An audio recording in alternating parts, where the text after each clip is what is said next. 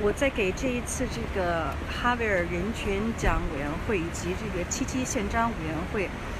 为庆祝伊里哈木获得哈维尔人权奖的这个庆祝活动写的短信当中，特别强调，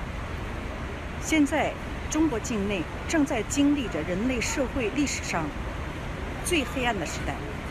不管其他的人如何去理解中共现在所谓的这种经济发展，这种所谓的盛世，但事实上它确实是人类历史上最黑暗最邪恶的一个时期。因为中共它不仅仅是在简单的迫害人权，不是说简单的剥夺人的自由，而是在用各种各样无法想象到的手段在折磨和虐待人类，然后呢去改变人类，让人类跟共产党能够想的是一样的，做的是一样的，步调是一致的，成为他们实在的奴役的工具。那么我特别说呢，中共现在它不仅仅是一个简单的专制，它是集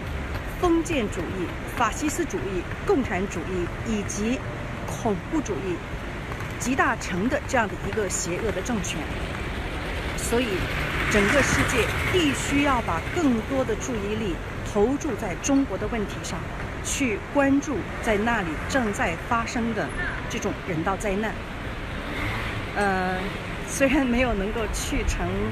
布拉格，但是呢，今天能够在斯特拉斯堡有这样的一个闲暇的下午，也是很美妙的。因为真的这个城市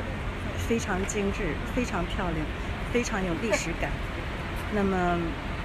很希望能够有机会再来。